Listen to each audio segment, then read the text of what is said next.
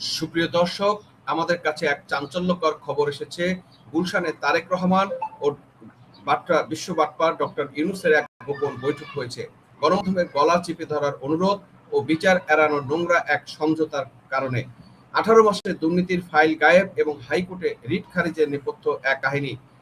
একটি দেশে সাধারণ মানুষ যখন বুক ভরা আশা নিয়ে একটি ইউনূসীয় বিশ্ব বাটপারি ব্যবস্থার পতন ঘটায় এবং একটি নির্বাচিত সরকারকে ক্ষমতায় বসায়, তখন তাদের একমাত্র প্রত্যাশা থাকে আইনের শাসন ও সুশাসন। কিন্তু ক্ষমতার আলিন্দে যখন পর্দার আড়ালে বসে জনগণ রক্তে ভেজা রাজপথের সাথে বেইমানি করে গিভ অ্যান্ড টেক বা ভাগাভাগির নোংরা খেলা শুরু হয়, তখন গণতন্ত্রের নামে নতুন এক ফ্যাসিবাদের জন্ম হয়। দর্শক, আজ আপনাদের সামনে ঢাকাবাসীর চোখের সামনে ঘটে যাওয়া এক চরম এবং নজিরবিহীন রাজনৈতিক ডিল বা সমঝোতার খবর ফাঁস করব।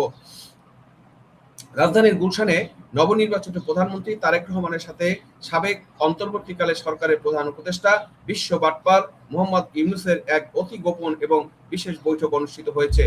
অত্যন্ত গোপনীয়তা রক্ষা করে আয়োজিত এই বৈঠকের ভেতরে যে সমস্ত বিস্ফোরক তথ্য আমাদের হাতে এসেছে তা শোনার পর এদেশের কোটি কোটি সাধারণ মানুষ নিজেদেরকে প্রতারিত মনে করবেন।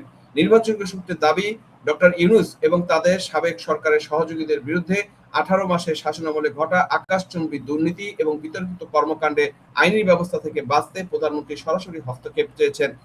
ক্ষমতার পালাবদলে এই যে বিচারের বাণী নীরবে নিভৃতে কাদার নোংরা সমঝোতা, আজ তার দালিলিক প্রমাণ সহ ভিডিওতে আমরা তুলে ধরার চেষ্টা করব। দর্শক, এই গোপন বৈঠকের সবচেয়ে ভয়ঙ্কর এবং এজেন্ডাটি কি জানেন? তা হলো গণমাধ্যমের স্বাধীন কণ্ঠস্বরকে চিরতরে স্তব্ধ করে দেওয়া। বৈঠকে বিশ্ব বাটপার ইউনূস প্রধানমন্ত্রী তারেক রহমানের কাছে সুনির্দিষ্ট নিশ্চয়তা চেয়েছেন যেন তাকে তার সাবেক অন্তর্বর্তী সরকারের কোনো দুর্নীতি বা চুক্তির বিরুদ্ধে চলমান আইনি প্রক্রিয়াগুলোকে বর্তমান নির্বাচিত সরকার কোনো প্রশ্রয় না দেয়। বিশেষ করে 18 মাসের শাসনামলে বিশ্ব বাটপার ইউনূসের বিভিন্ন বিতর্কিত কর্মকাণ্ড এবং দুর্নীতির বিরুদ্ধে যারা সোচ্চার তাদের মুখ বন্ধ রাখতে এবং গণমাধ্যমের এসব খবর প্রকাশ সম্পূর্ণ বন্ধ করতে প্রধানমন্ত্রী সরাসরি হস্তক্ষেপ কামনা করেছেন তিনি। তার পরিপ্রেক্ষিতে আমরা আজকে কিন্তু একটা উদাহরণ পেয়েছি, সেটা হচ্ছে কালের কণ্ঠ কালকে আসিফ মোহাম্মদ সজীব ভুঁইয়ার যে একটা 6,000 কোটি টাকার দুর্নীতির তথ্য ফাঁস করেছে, সেটা কিন্তু আজকে নিউজটা গায়েব হয়ে গিয়েছে। দর্শক, ভাবেন কি চরম পরিহাস! এই বিশ্ব বাটপার ইউনূস নাকি অত্যন্ত হতাশা প্রকাশ করে বলেছেন তার সাবেক প্রেস সেক্রেটারি যেভাবে সমস্ত মিডিয়াকে আলোকে এক ইশারায় নিয়ন্ত্রণ করতেন, বর্তমান প্রেক্ষাপটে নির্বাচিত সরকারের অধীনে নাকি তা আর সম্ভব হচ্ছে না, যা তাকে চরম বিব্রতকর পরিস্থিতিতে ফেলছে। একজন নোবেল জয়ী, যিনি বিশ্বজুড়ে বাক স্বাধীনতার সবক দিয়ে বেড়ান, শান্তির কথা করে বেড়ান, তিনি যখন নিজের দুর্নীতি ঢাকতে প্রধানমন্ত্রীর দরবারে গিয়ে গণমাধ্যমের গলা টিপে ধরার আকুতি জানান, তখন আসল ফ্যাসিবাদী চরিত্রটি জনগণের সামনে উন্মোচিত হয়ে যায়। এর মানে হলো অন্তর্বর্তী সরকারের মাধ্যমে মিডিয়া সেন্সরশিপের ধারা তারা এখনো বজায় রাখতে চান। আমাদের সামনে যে নিউজটি রয়েছে দর্শক, সেখানে মুক্তিবার্তা বলেছে গুলশানে তারেক ইউনূস রুদ্ধদ্বার বৈঠকের গুঞ্জন নেপথ্যে কি, তাদের জিসটা যদি আমরা একটু আপনাদেরকে তুলে ধরি। রাজধানী গুলশানে প্রধানমন্ত্রী তারেক রহমানের সঙ্গে প্রধান উপদেষ্টা ডক্টর ইউনূসের গোপন বৈঠক, উচ্চ আদালতে রিট খারিজ এবং নতুন রাজনৈতিক সমীকরণের চুলচোরা বিশ্লেষণ। বাংলাদেশের রাজনৈতিক অঙ্গনে এক অভাবনীয় এবং চাঞ্চল্য মোড় এসেছে। সাধারণ নির্বাচনের মাধ্যমে গঠিত নতুন সরকারের প্রধানমন্ত্রী তারেক রহমানের সাথে সদ্য বিবাহী অন্তর্বর্তী সরকারের প্রধান উপদেষ্টা নোবেল জয়ী মোহাম্মদ ইউনূসের এক অত্যন্ত গোপন এবং রুদ্ধদ্বার বৈঠক অনুষ্ঠিত হয়েছে। রাজধানীর একটি সুরক্ষিত বাসভবনে কড়া গোপনীয়তা বজায় রেখে এই বৈঠকটি সম্পন্ন হয়। সংশ্লিষ্ট ও নির্ভরযোগ্য কূটনৈতিক সূত্রগুলোর দাবি, বিগত 18 মাসের অন্তর্বর্তীকালীন প্রশাসনের বিভিন্ন বিতর্কিত সিদ্ধান্ত, অর্থনৈতিক নীতি এবং দুর্নীতির সুনির্দিষ্ট অভিযোগের বিপরীতে শুরু হওয়া আইনি প্রক্রিয়া থেকে রেহাই পেতে মূলত সাবেক প্রধান উপদেষ্টা বর্তমান সরকার প্রধানের দ্বারস্থ হয়েছেন। এই বৈঠকটি এমন এক সময় অনুষ্ঠিত হলো যখন দেশের রাজনীতিতে সাবেক প্রশাসনের জবাবদিহিতা ও সুশাসনের প্রশ্নে জনমনে প্রশ্ন উঠতে শুরু করেছে। বৈঠকে গোপন এজেন্ডা কি, বিচার এড়ানো এবং গণমাধ্যম। দর্শক, গুলশানের এই গোপন বৈঠকের রেশ কাটতে না কাটতেই গত 21শে মে 2026 বৃহস্পতিবার উচ্চ আদালত থেকে এই বিশ্ব বাটপার ইউনূসের জন্য একটি বড় স্বস্তির রায় চলে এসেছে। এই টাইমিংটা খেয়াল করুন, একদিকে গোপন বৈঠক, অন্যদিকে আদালতের ম্যাজিক। সাবেক অন্তর্বর্তী সরকারের 18 মাসের কর্মকাণ্ড এবং বিভিন্ন বিতর্কিত আন্তর্জাতিক চুক্তির বৈধতা নিয়ে সুপ্রিম কোর্টের সিনিয়র আইনজীবী মহসিন রশিদের করা রিট পিটিশনে সরাসরি খারিজ করে দিয়েছে হাইকোর্ট। আর এই শুনানিতে বর্তমান বিএনপি সরকারের অ্যাটর্নি জেনারেল মোহাম্মদ রুহুল কুদ্দুস কাজল কি ভূমিকা পালন করেছে জানেন? তিনি রাষ্ট্রের পক্ষ নিয়ে রিটের পক্ষে দাঁড়ানোর কথা বলেছিল, কিন্তু দেশের টাকা ও সার্বভৌমত্ব লুটুপুটে খাওয়া হয়েছে, অথচ তিনি উল্টো ইউনূসের ঢাল হয়ে দাঁড়িয়ে এই রিটকে রাজনৈতিক উদ্দেশ্য প্রণোদিত এবং আইনি ভিত্তিহীন বলে আখ্যা দিয়েছেন। আদালত পর্যবেক্ষণ দিয়েছে যে বর্তমান একটি নির্বাচিত সরকার এবং প্রাণবন্ত সংসদ বিদ্যমান থাকায় এ ধরনের তদন্তের জন্য আদালতের হস্তক্ষেপের প্রয়োজন নেই।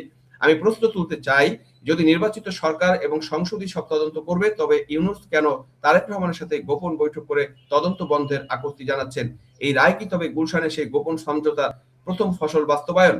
দর্শক, ডক্টর ইউনূসকে আইনি সুরক্ষা দেওয়ার আরেকটি অত্যন্ত পৈশাচিক এবং লোমহর্ষক নজির আপনাদের সামনে তুলে ধরছি, যা শুনলে আপনার চোখ জলে ভরে আসবে। গত ৭ই মে উত্তরা মাইলস্টোন স্কুল এবং কলেজে সংঘটিত শেষ চাঞ্চল্যকর বিমান দুর্ঘটনায় নিহত শিক্ষার্থীদের পিতা উসাইমং মারমা একটি মামলা দায়ের করেছিলেন, কিন্তু ডক্টর ইউনূস প্রশাসনের সেই সময়কার অবহেলার আড়াল করতে আদালত সেই মামলাটি গ্রহণ না করে সরাসরি বাতিল করে দিয়েছেন।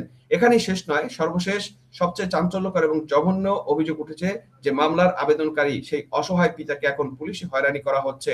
তাকে পার্বত্য অঞ্চলে বিতর্কিত সশস্ত্র গোষ্ঠী কুর্কিচিন এবং এর সদস্য হিসেবে সাজানোর এক নোংরা অপচেষ্টা চালানো হচ্ছে, যা আইনশৃঙ্খলা বাহিনী চেষ্টা করছে, যাতে ভয়ে তিনি আর এই মামলার পেছনে না ছোটেন এবং নিজের সন্তানদের হত্যাকাণ্ডের বিচার না চান।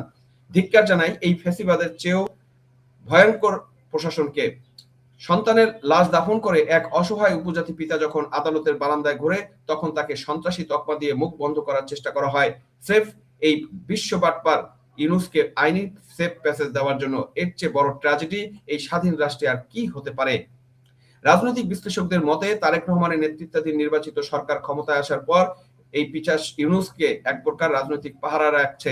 যদিও অন্তর্বর্তী সরকারের সময়কার বহু হাজার কোটি টাকা দুর্নীতি, লুটপাট ও প্রশাসনিক অব্যবস্থাপনা তথা প্রতিনিয়ত দেশের মানুষের সামনে উন্মোচন হচ্ছে, তবুও কৌশলগত কারণে এবং আন্তর্জাতিক মহলের প্রেসক্রিপশনে তারেক রহমান এই বিশ্ব বাটপার ইউনূসকে আইনি ঢাল প্রদান করছেন। সমাজলোকটা খুব স্পষ্ট করে বলেছেন, ক্ষমতার এই পালাবদলে এই ধরনের গিভ অ্যান্ড টেক বা গোপন সমঝোতা দেশের সাধারণ মানুষের ন্যায় বিচার পাওয়ার পথকে চিরতরে বাধাগ্রস্ত করছে। আপনারা মুখে বলবেন আইনের শাসন, আর ভেতরে রুমে বসে দুর্নীতির ফাইল ধামাচাপা ডিল করবেন, তা এই দেশের 17 কোটি মানুষ কি মেনে নেবে?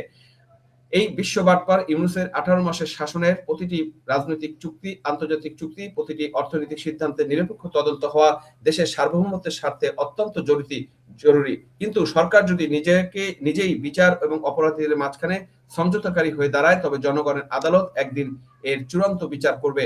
দর্শক, পরিশেষে একটা কথাই বলতে চাই, আজকে আদালতের এই রায় এবং গুলশানের গোপন বৈঠকের খবরটি দেশের রাজনৈতিক মহলে যে তীব্র চাঞ্চল্যের সৃষ্টি করেছে, তার জবাব তারেক রহমান সরকারকে দিতেই হবে, আজ না হয় কাল।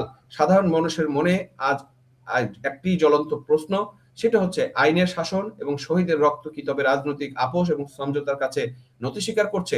উসাইমা মারমার মতো অসহায় পিতার কান্না যতদিন এই দেশের আকাশে বাতাসে ভাসবে, ততদিন তথাকথিত সুশাসন প্রতিষ্ঠিত হবে না।